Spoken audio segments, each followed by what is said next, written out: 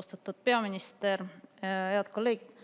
No esiteks, mul on hea meel, et peaminister loeb minu intervjuusid või vaatab lausa neid.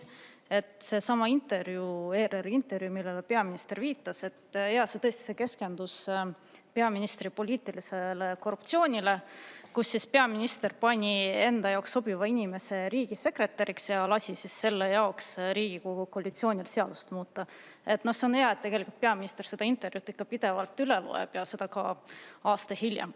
Ja muuseas, et see oli päris pikk intervjuu, et ERR-i otsesaates, et ja seal oli ka lisaks ka majandus- ja kaitsekulude teema, mis on ka hästi oluline teema, kus siis tõesti probleem, millele ma ka viitasin, ongi selles, et me võime ükskõik kui palju siis kergitada protsente SKP-st kuludeks kaitsesse, aga samal ajal, kui me ei suuda majandust kergitada, siis kui me räägime siis absoluutväärtuses, kui palju siis see rahasumma suureneb, et meie ikkagi eelkõige suurim eesmärk peakski olema see, et see protsent, eks ole, absoluutväärtuses, see rahasumma oleks ka reaalselt suurem, mitte lihtsalt need protsendid paberil.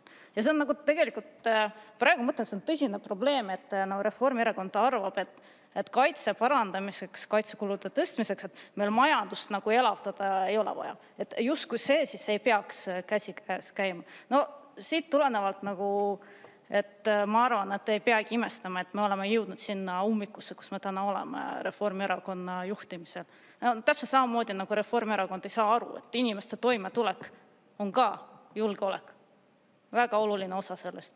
Ja põhiline probleem, ma nüüd loen täna, see on 3. kord, kui ma täna loen ette, et need otsused, mis on tehtud Reformierakonna juhtimisel, et siiamaani ei tunnistata, et nende otsuste tulemusel inimesed on meie perede, lastega perede kindlustunnet vähendatud.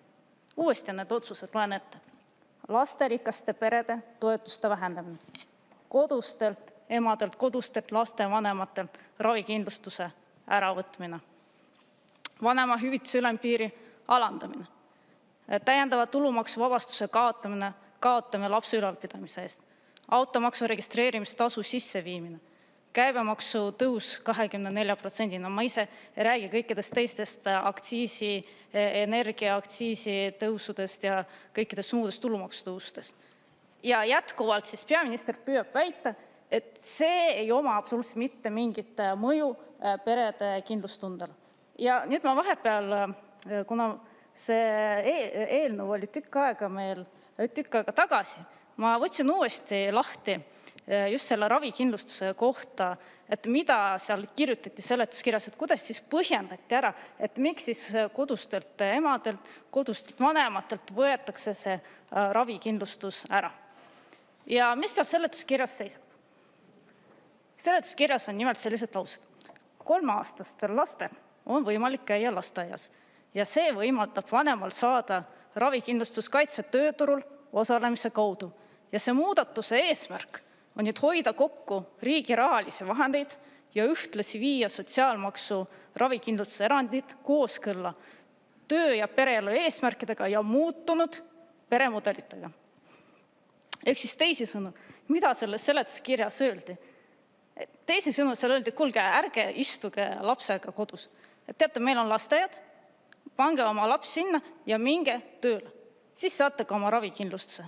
Et see on siis ka nii-öelda muutunud peremudel. No ja siis samal ajal öeldakse, et teate, see on ka meil rahaliste vahendite kokkuhoidmise võimalus. Et ma korra küsin, kas see liberaalne mõtteviis ei peaks mitte olema see, et me anname just vastupidi võimalikult paljudele erinevatele peremudelitele võimalused. Me tagame kindluse ja tagame vabaduse valida. Et kas just see valikuvabadus ei peaks olema liberaalne mõtteviis? See on natuke imelik, et mina pean seda meelde tuletama liberaalsetele jõududele. Et kui keegi soovib tööturule naasta, väga tubli, väga hea, neile peavad olema võimalused tagatud. Kui keegi ei soovi kohe tööturule naasta, et soovib olla lapsega pikemalt kodus olla, ka neile peavad olema tagatud need tingimused, peavad olema tagatud võimalused, peab olema tagatud kindlustunne. Aga nüüd valitsus on leidnud grupi, keda nad siis karistavad.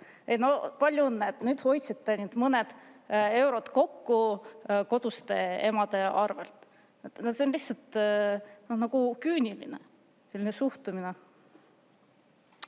Ja siin muidugi erakonnakaaslased on siin juba mõned need Tallinna näited toonud, et kusjuures Tallinnas me olemegi nende selliste vanemate jaoks, just kodus olevate vanemate jaoks eraldi toetuse taganud, et nad saaksid võrdselt koheldud nende vanematega, kelle laps siis läheb tasuta lasteaeda, et siis ei oleks sellist eristamist. Ja tegelikult see peakski olema see laiem poliitika, tagada võimalused kõigile, võrdsed võimalused kõigile, mitte diskrimineerida kedagi. Mõelda noorte perede peale, noortele, kuidas tagada nende kindlustunnet.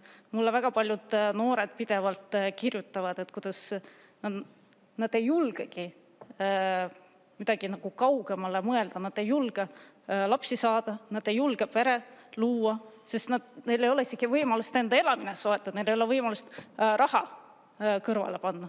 Et kus on need lahendused, kuidas nendele noortele inimestele tagada see kindlustunne. Ja siin hiljuti oli üks Sotsiaalministeeriumi analüüs, kus siis andmed näitasid, et lapse kasvatamisel keskmiselt kulub 600 eurot kuus. 600 eurot kuus. Ja tegelikult neid lahendusi, et kuidas vanematele see kulu korvata, ja tegelikult neid lahendusi täna ei ole. Vastupidi, et raha võetakse veel rohkem ära. Et tegelikult tulenevalt sellest analüüsist peaksid tulema ka lahendused valitsuse poolt.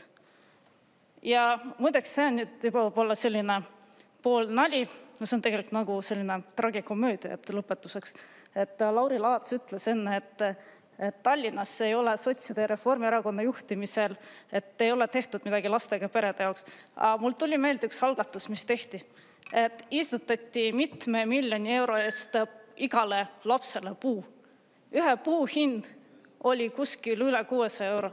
Et ma arvan, et see võtabki hästi kokku nende erakondade maailmavaate ja perepoliitika. Aitäh!